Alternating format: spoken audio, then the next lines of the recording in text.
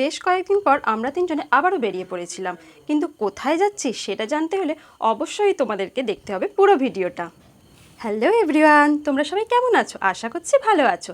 আমি শিল্পা তোমাদের কাছে আবারও একটা মিনি ব্লগ নিয়ে চলে এসেছি। আজকে সুদীপ তাড়াতাড়ি ডিউটি থেকে ফিরে পড়ায় আর একটুখানিকও টাইম ওয়েস্ট না করে আমরা তিনজনে মিলে বেরিয়ে পড়েছিলাম। দুপুর থেকে দেখি মাঝে মধ্যে টিপ টিপ করে বৃষ্টি পড়ছে, কিন্তু বিকালবেলা দেখলাম ওয়েদারটা বেশ একটু কেটে গেছে, তাই দেরি না করে খুব তাড়াতাড়ি বেরিয়ে পড়েছিলাম।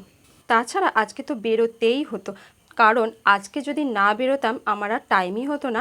আশা করছি এতক্ষণে তোমরা বুঝতেই পেরে গেছো আমি আজকে কোথায় চলে এসেছি। আজ চলে এসেছিলাম বাগনানের সিলেদার্সে। হ্যাঁ, ছেলের একটা জুতো কেনার ছিল, সেই কারণেই চলে এসেছিলাম। ছেলে তো গটগট করে আগে আগে এগিয়ে গেল। বাগনানের সিলেদার্সটা ওপেন হওয়ার পর আমি এই ফার্স্ট এলাম, এর আগে আসা হয়নি। সত্যি এদের কিন্তু কালেকশান খুবই সুন্দর।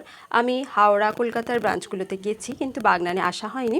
এখানেও এসে দেখলাম প্রচুর স্টক, আর সপ্তাহের মিডিলে হওয়া সত্ত্বেও কিন্তু ভিড় কিন্তু খুব যে কম আছে তা কিন্তু না।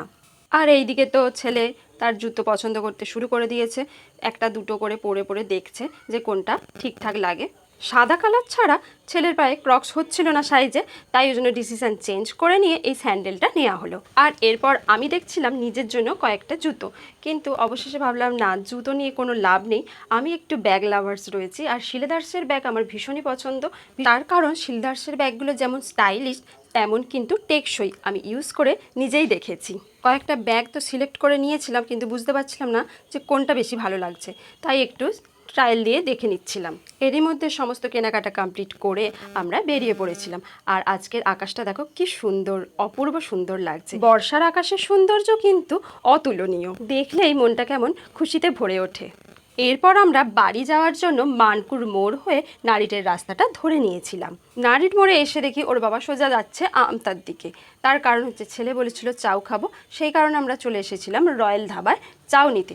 এখানে চাউয়ের থেকে এগরোলটা বেশ ভালো লাগে আমার, তবে চাউটা খুব একটা যে খারাপ তা নয়।